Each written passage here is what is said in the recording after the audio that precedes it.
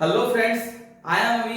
Today we are going to discuss about chapter number 6 अंतरराष्ट्रीय संगठन। क्या है भाई? अंतरराष्ट्रीय संगठन। चलिए जी, अध्याय डाल दे भाई। कौन सा? 6। क्या है भाई? अंतरराष्ट्रीय संगठन।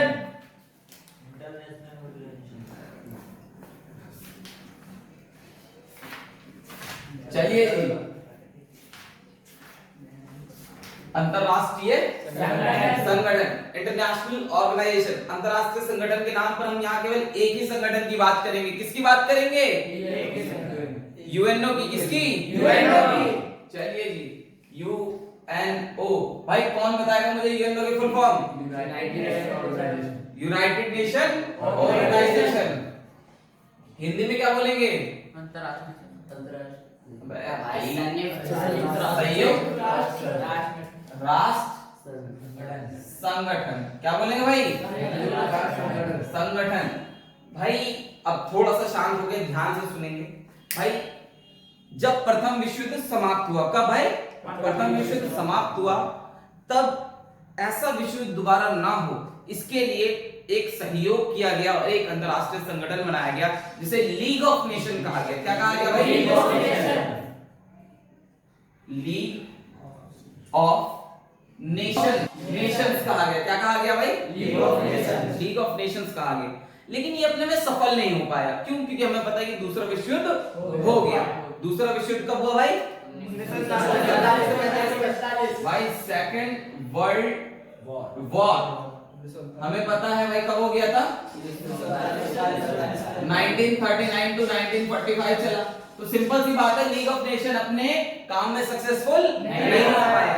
तो ऐसे में एक फिर से एक अंतरराष्ट्रीय संगठन बना जिसका नाम है यूएनओ। क्या बना भाई? यूएनओ। ये द्वितीय विश्व युद्ध के समाप्त होने के बाद अस्तित्व में आता है। ठीक है, इसके चार्टर पर 50 देश हस्ताक्षर करते हैं। फिर एक देश पोलैंड जुड़ता है इसमें। कौन जुड़ता है भाई? पोलैंड इसमें जुड़ता है। फिर इसकी संख्या हो जाती है 51 और 24 अक्टूबर कितना भाई? 24 अक्टूबर कितना भाई? 24 अक्टूबर कितना भाई? 24 अक्टूबर 24 अक्टूबर 1945 को यूएन की स्थापना हो जाती है। भाई किसकी स्थापना होती है? यूएन की स्थापना होती है। भाई भूलना नहीं है, कोई भूलेगा नहीं भाई। पूरे नंबर आएंगे सबके, 100% नंबर आएंगे। इधर देखिए आप भाई, 24 अक्टूबर 1945 को स्थापना होती है और भारत इसका सदस्य बनता है। कब बनता है भाई? 30 अक्टूबर 1945 को भारत इसका सदस्य बन जाता है। ठीक है मेरे भाई, इस तरीके से यूएनओ फॉर्म हो गया। इसके चार्टर पे भाई क्यों बना यूएनओ? क्या जरूरी है भाई यूएनओ की? भाई जरूरी है भाई, विश्व युद्ध चल रहा है भाई। क्या है ये? हजारों लाखों लोग मर रहे हैं, अरबों रुपए की संपत्ति का नुकसान हो रहा है, देश के देश मिट रहे हैं। क्या कारण है इसका? भाई क्योंकि सहयोग नहीं है। क्या नहीं है? सहयोग। यूएनओ क्या करेगा? सहयोग स्थापित करेगा, शांति स्थापित। भाई किस लिए बना यूएनओ? शांति और सहयोग के लिए। इसलिए बना भाई? शांति और सहयोग के लिए यूएनओ की स्थापना की गई 24 अक्टूबर 1945 में। ठीक है, अब हम समझेंगे कि यूएनओ किस तरीके से काम करता है, क्या इसके अंग है, थोड़ा सा इसके बारे में और जानेंगे। भाई यूएन में वर्तमान समय में 193 मेंबर्स हैं। कितने हैं भाई? 193 मेंबर्स हैं। ठीक है, और 2 पर्यवेक्षक कंट्रीज है। कौन है भाई? पर्यवेक्षक देश है इसमें। इसके बाद मेरे भाई इसकी 6 ऑफिशियल लैंग्वेज है। कितनी है भाई? 6। ठीक है, 6 ऑफिशियल लैंग्वेज है भाई। भाई मेरे को कोई बताएगा कौन कौन सी है? English, Arabic, Chinese. बस भाई इतना तेजी से ना करें, मैं बहुत कमजोर आदमी हूं। अरबिक,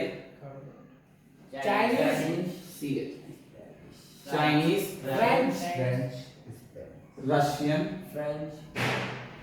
स्पेनिश, स्पेनिश को स्पेनिश में एस्पानियोल बोलते हैं। क्या बोलते हैं? एस्पानियोल। ठीक है जी, तो ये 6 इसकी ऑफिशियल लैंग्वेजेस हैं। ठीक है, कोई भी अगर चीज जारी होती है, कोई भी अगर पत्र जारी होगा, कोई भी इसका चार्टर बने, कुछ भी बनेगा तो 6 की 6 लैंग्वेजेस में आएगा। ठीक है मेरे भाई, कह तो नहीं आई बात समझ में? आगे बात समझ में फटाक से इसे उतारेंगे गोली की रफ्तार। दोस्त अब हम यूएनओ के विभिन्न अंगों के बारे में जानेंगे, ठीक है, या फिर उसके भाग जो मिलकर काम करते हैं। ठीक है, इसे ऐसे समझेंगे दोस्त, जैसे कि मान लीजिए आपका स्कूल है, तो आपके स्कूल में कितनी क्लासेस है भाई? 6ठी 7वीं 8वीं 9वीं 10वीं 11वीं 12वीं, तो 6 क्लासेस है। अरे मेरी बात समझ, एक स्कूल 6 क्लास, फिर इन 6 क्लासों के अलग अलग सेक्शन। तो इसी तरीके से यूएनओ भी काम करता है। यूएनओ है, ठीक है, फिर उसके 6 भाग हैं, फिर उसके अंदर कुछ भाग आते हैं। ठीक है, इस तरीके से हम जो है यूएनओ को समझने की कोशिश करेंगे। सबसे पहले आता है ऊपर यूएनओ। क्या आता है भाई? यूएनओ। यूएनओ के बारे में एक बात मैं बता दूं, आज यूएनओ को सिर्फ यूएन कहा जाता है। क्या कहा जाता है? यूएन। यूएन, ठीक है, संयुक्त राष्ट्र। ठीक है, तो जब भी आप नेट पे सर्च करेंगे तो यूएन करके सर्च करें। क्या करके सर्च करें? यूएन। यूएन करके। ठीक है भाई, तो यूएन के मुख्यतः 6 भाग है। कितने भाग है? 6 भाग है। ठीक है, अगर कोई मेरे को बता दे पहला भाग कौन सा है तो मेरे को बहुत खुशी होगी। महासभा। क्या है भाई? महासभा। महासभा। दूसरी कौन सी है भाई? सुरक्षा परिषद। ठीक है, तीसरा क्या है भाई? अंतरराष्ट्रीय न्यायालय। अंतरराष्ट्रीय न्यायालय। न्यायालय, ठीक है, न्यायसिता परिषद। परिषद। उसके बाद आएगा आपका क्या भाई? सामाजिक आर्थिक परिषद। क्या आएगा भाई? सामाजिक आर्थिक परिषद। आर्थिक सामाजिक परिषद। ठीक है भाई, फिर आएगा लास्ट में हमारा सचिवालय। क्या आएगा भाई? सचिवालय।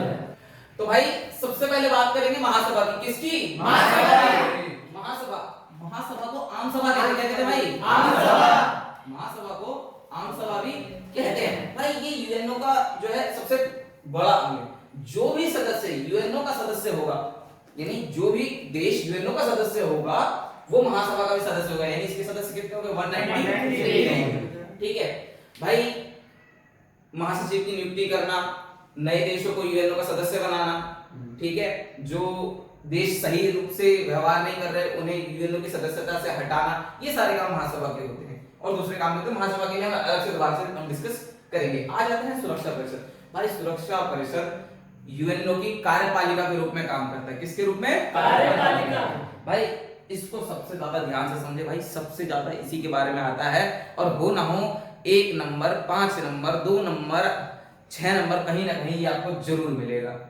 आगे पीछे ऊपर नीचे कहीं ना कहीं से सुरक्षा परिषद आएगा, कोई रोक नहीं सकता इसे आने से। ठीक है, लिख ले इस बात को।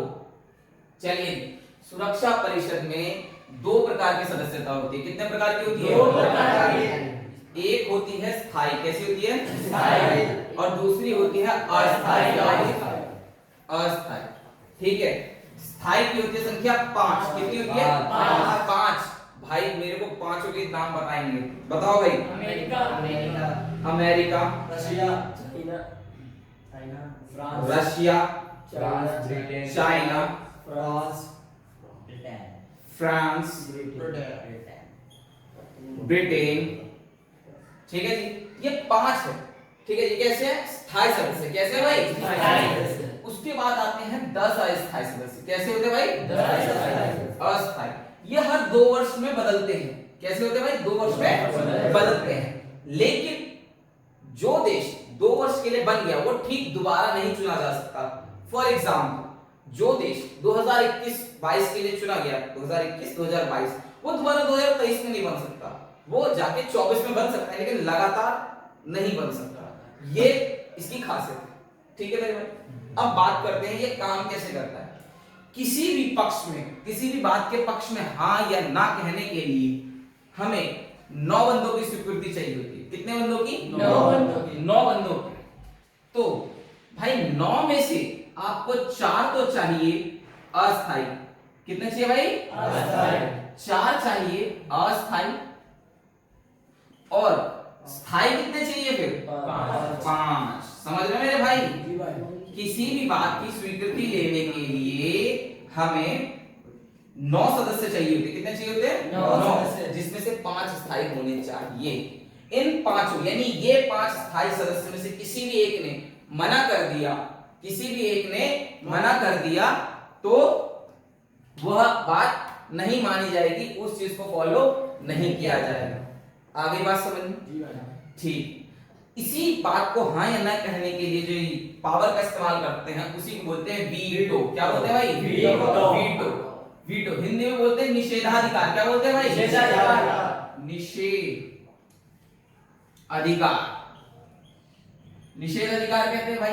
यानी अगर किसी बात के लिए उन्हें मना करना है, किसी विषय पर उन्हें हाँ करना है तो वो वीटो का इस्तेमाल करते हैं। जैसे फॉर एग्जांपल मसूद अजहर को ग्लोबल आतंकी घोषित करना था तो इन 9 में केवल चाइना ने वीटो का इस्तेमाल करा था कि भाई मैं इस बात को के लिए वीटो इस्तेमाल करता हूं, नहीं मसूद अजहर को अंतरराष्ट्रीय ग्लोबल टेररिस्ट घोषित नहीं करेंगे, अंतरराष्ट्रीय आतंकवादी घोषित नहीं करेंगे। तो इस तरीके से वीटो का इस्तेमाल होता है।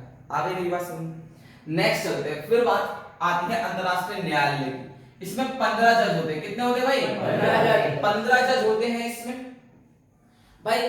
विभिन्न देशों के बीच में पानी के बंटवारे को लेकर, सीमा विवाद को लेकर और विभिन्न बातों को लेकर जो विवाद होते हैं उन्हें अंतरराष्ट्रीय न्यायालयों में सुलझाया जाता है, उन्हें अंतरराष्ट्रीय न्यायालयों में डिस्कस किया जाता है। अंतरराष्ट्रीय कानूनों की विवेचना करना, अंतरराष्ट्रीय स्तर पर विभिन्न चीजों की डिटेलिंग करना, इन सब का काम है अंतरराष्ट्रीय न्यायालय का। फॉर एग्जांपल अभी कुलभूषण जाधव का जब मामला आया था तो उसमें ये 15 जज और एक एडिशनल जज बैठा था। 16 जज थे उसमें से एक एडिशनल जज बैठा था। ऐसे इस कंडीशन कभी होती है तो आपने देखा होगा कि कैसे जो है कोर्ट में पेश किया जाता है, कैसे बात रखी जाती है, वो सारा आपने लाइव देखा होगा। ठीक है, तो ये तो हो गया अंतरराष्ट्रीय न्यायालय। फिर देख आता है न्यायिकता परिषद। क्या आता है भाई? न्यायिकता परिषद। न्यायिकता परिषद क्या है भाई? यूएनओ अस्तित्व में कब आया मेरे भाई? 2445 भाई 1945 यानी विश्व युद्ध समाप्त हुआ। ठीक है, यानी विभिन्न देशों की अर्थव्यवस्था बिल्कुल चरमराई हुई थी। ठीक है, विभिन्न देशों की अर्थव्यवस्था बिल्कुल चरमराई हुई थी। लोग अपनी अर्थव्यवस्था को चलाने के लायक नहीं थे।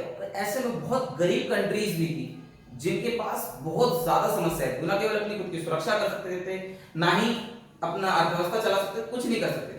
तो ऐसे में उन देशों को यूएनओ की शरण दी गई और इन देशों को न्यायिकता परिषद के भीतर रखा गया। तो भाई इसमें एक बात मैं बता दूं, न्यायिकता परिषद इसे अब समाप्त कर दिया गया। क्या कर दिया गया भाई?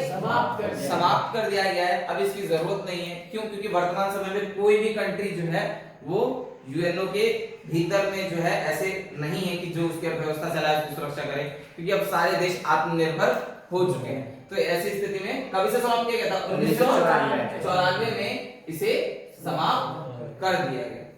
ठीक है मेरे भाई।